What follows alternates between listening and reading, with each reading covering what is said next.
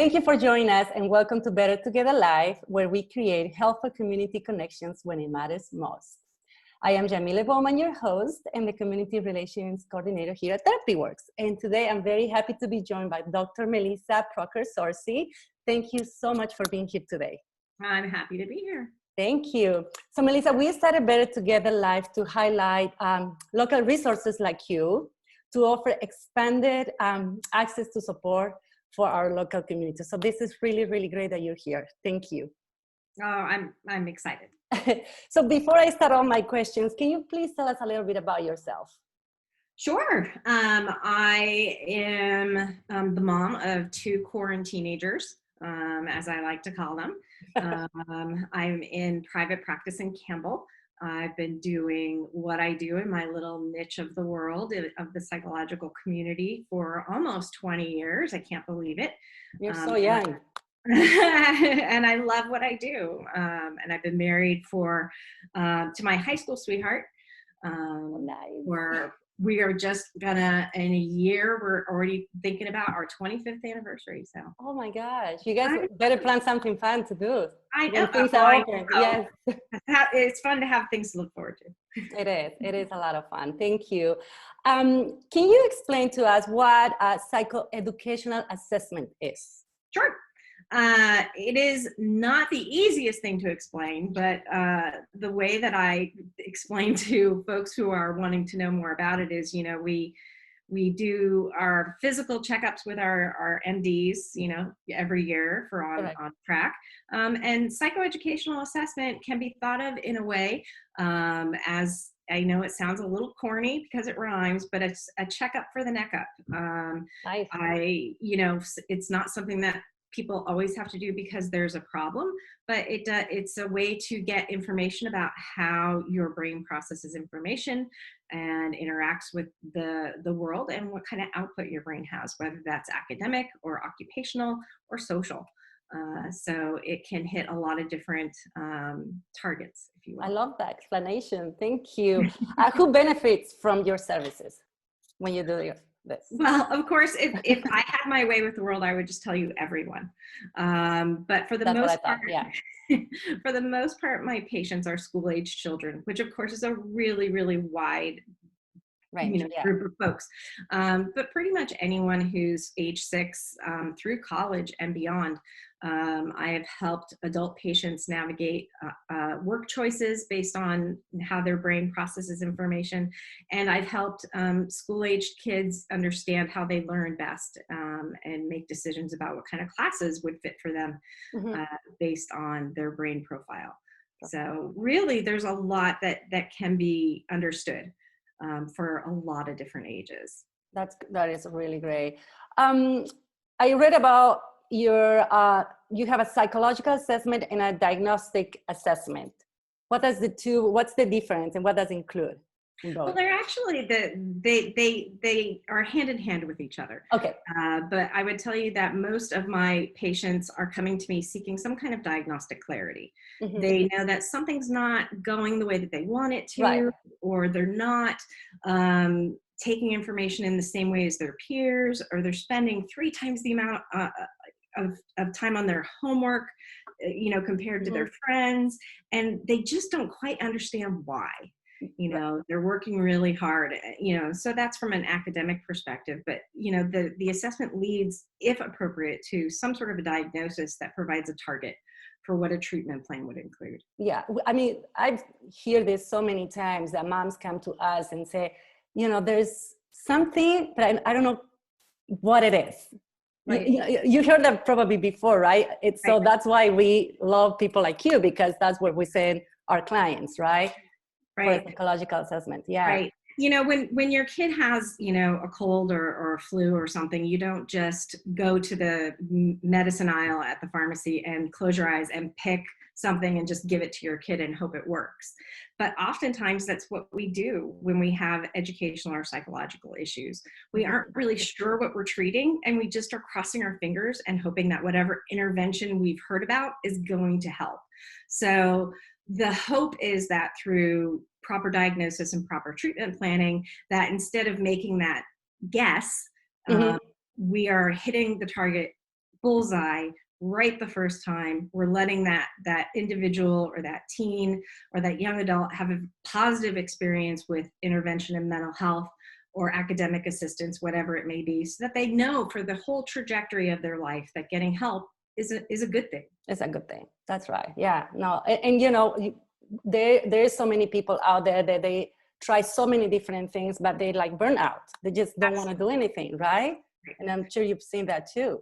Right. I have a lot of folks who are just, like you said, they're burnt out, they're frustrated. They've been to this kind of therapist and this kind of group, and they've tried this many medications. They've eliminated gluten from their diet. They've gone heard that a lot. Yes. They're trying exercise. They're doing all these things, and they've kind of got this big soup that they don't really know what's working and what isn't. So we kind of strip all that away and take a look at really just how someone functions. True, it is true. So how long does it take to assist someone? Do you have to be with this person, your client, you know, in his or her environment, and like through observation? Is that how you do it? No, actually, folks come to my office in Campbell. Mm-hmm. Assessment is done in person, even in times of COVID. So there is a lot that happens in the assessment process that is way bigger than the beautiful numbers that I get at the end of some sort of a test. Yeah. Interaction with the patient and the way that the patient interacts with the material is so informative, and I would lose that completely if it were a remote process or something where I just said, hey, you know, go out to the waiting room, fill this out, and bring it back to me.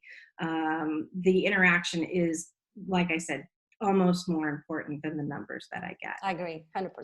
Yeah, for sure. What is, and this is because I want to know this, what is your intracognitive processing awareness? I'm so curious about it. Sure. That is actually where everything, the magic starts. Our brains are really divided up into different areas of functioning. And I talk to folks about the 4 or 5 major areas of your brain, including things like processing speed and memory ability and verbal ability. And imagine those parts of your brain are like a bicycle. And you want to understand how those parts work together, because a bike has to have a seat and a chain and pedals and handlebars that all are in the right places doing their task so that the bicycle goes smoothly. Well, if your brain has one area that, like, your handlebars are up too high and you're reaching for them and it's not very comfortable, the same is true of your brain. So if you have one area that's way up here and the others are, you know, chilling out down here, that distance between might create some hiccups in how you process. And understanding that can really help us get a glimpse or a blueprint into how somebody is able to be a student, be a friend, be a, you know, a son or a daughter, a teammate, you know, all the jobs that our kids and our adolescents have to do throughout the trajectory of their lives. So when we talk about intracognitive processing, it's how all those different parts of your brain play together well, nicely, if they're sharing their toys, or if they're not, you know, if there's something that we need to address or just understand about how someone perceives the world. Lovely. I love that explanation. Thank you. So much clearer. So what are the most common mental illness that you see through the door? Well, as far as mental health goes, I would say, you know, anxiety and depression, absolutely. Probably number one. Top of the mind. I'm sure that that's what you guys see at Therapy Works. A lot. Beyond that, the most common question that I have is, and especially I would have to say now that a lot of kids have been at home for their school, and parents have had a chance to observe their child as a student during the day. They're going, oh my goodness, they don't pay attention. They must have ADD or ADHD. And, you know, I tell folks that diagnosis flies out of my office maybe 4 or 5 times a year. ADHD overlaps with so many other things, from auditory processing issues to anxiety to depression. Those behaviors can look the same, but if we don't understand what's driving them, if we don't understand, you know, what really is causing that behavior, we could be treating the totally wrong thing in the wrong way. And then again, creating that frustration and that increase in symptoms, and then, beating ourselves up thinking nothing's working. So yeah, I mean, so to answer your question, what I really see mostly is anxiety, depression, and questions about attention. Yeah, and probably increased in the past year because of COVID. For sure, we've seen way more than we used to. Absolutely. And so that's a conversation that we have to have, is what is, COVID-driven anxiety? What is true anxiety? Exactly. We're in a situation as a global, people now that we have never been in before. Right. And so we've got anxious parents and anxious kids and probably anxious pets. So, what's going to resolve itself? How do we get out of this? We have a lot, of unknowns facing us right now. Right. And hopefully some hope on the horizon. Yeah. I heard this from someone that I talked to. This gentleman said, COVID is going to go away eventually, but the trauma that it's leaving behind, it's going to continue for a long, long time. And I think it's true. Right. We probably think we don't feel it as much as other people, but we still collectively, I think we all a little bit stressed and anxious, right? Yes, absolutely. And so we don't want to underestimate or invalidate anybody's feelings, but we also don't want to overestimate somebody's feelings that are really based on what's going on with all of us right now. So sometimes a true anxiety and true symptoms of anxiety that are there may not receive the same treatment as a lifelong anxiety. And something maybe that is genetically predisposed and is just in the family and is not new. That's really one of my first questions to my patients' parents is, is this new? Is this just cropped up? Because ADD or ADHD or anxiety or depression usually doesn't just happen overnight. You just don't wake up one day and have an attentional challenge. It's a developmental issue. So I would expect that there were comments and clear indicators from other adults in the child's life very early on. And if this is just happening now, then we have to talk about it being a COVID thing. Yeah, for sure. And also it can be a little, with certain kids, it can be trendy to say that I'm anxious among, the teenagers. So for sure we do the same, right? We have to talk to the parents and our clients and just dig deep and see what's going on. So exactly. And a lot of the measures and the tools that I use have some very sensitive validity scales built into them that help me understand if I have a child or an adolescent or a young adult who's, I kind of say, doing a little bit of Pollyanna, kind of their fingers in the air, saying everything's fine, which is rarely the case for anybody. And then I also have the whole opposite side of the spectrum where they're endorsing everything. And if all of that were true, they wouldn't be standing. So we have to talk about that child, adolescent, or young adult's potential cry for help and attention as a very real thing. But the validity scales help me quite a bit to understand if somebody's under or over reporting their symptoms. And what that might mean. That's right. And you mentioned a couple of times that you do work with young adults. Do you help young adults ready to go to college? Is that absolutely? It is. Okay.